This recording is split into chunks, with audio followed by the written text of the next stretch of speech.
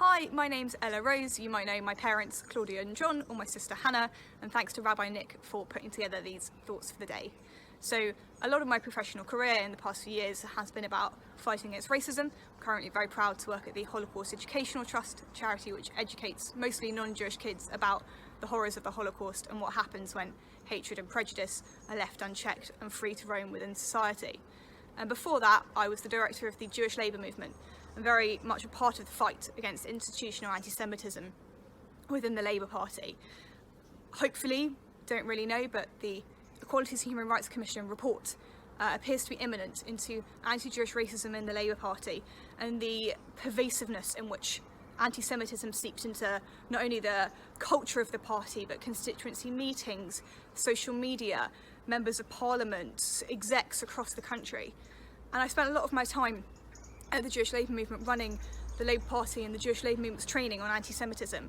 And you can't expect people who have never met Jews in their life to understand what anti-Semitism is. It's a very unique form of racism. But what was so interesting is watching year on year as more and more people understood anti-Semitism across the headlines and could see all these different tropes being shared, the unwillingness to commit and to learn and to change. And I think that's what's been really exceptional so far with Sir Keir Starmer's leadership of the Labour Party, is his willingness to say, you know what, we've done bad, and changing and going forwards. And with the HRC report, I hope it's accepted. I hope the separate complaints process is put in. You can't really trust people to mark their own homework on this necessarily. But I want to take a look at other racisms as well. And after the murder of George Floyd in police custody, we've seen the Black Lives Matter movement spiral and really gain a global prominent voice in the UK. It's not the first time that a black man has been murdered in the United States by police or because of the colour of his skin. And racism is so endemic in the United States, and it's a real problem. And we've seen here as well the huge issues in racial inequality, not just in police brutality, but also the black attainment gap, kids who are far less likely to do well at university and in their lives and careers going forwards.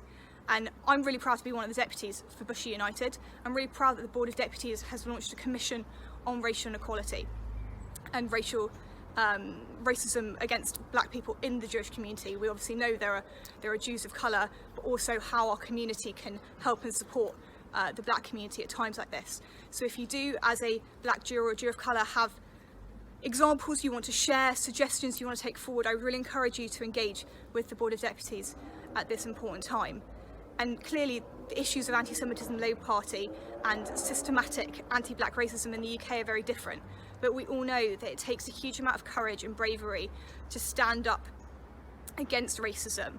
And speaking out against anti-Semitism in the Labour Party was the hardest thing I've ever done, and hopefully it'll be the hardest thing I ever have to do. I was featured in a panorama on Labour anti-Semitism last year, and they stopped filming and I just broke down crying because telling those stories and reliving some of what had happened was so deeply painful. And I'm very proud that it's been nominated for a BAFTA in the past week in the current affairs category. But for everyone who is struggling and standing up in the fight against racism, be that anti-Semitism, be that anti-black racism, be that any form, Islamophobia, any other form of racism that's happening in the UK right now, know that your voice is valid, you have support, and for those of us who don't face that oppression, we will stand with you. Thank you.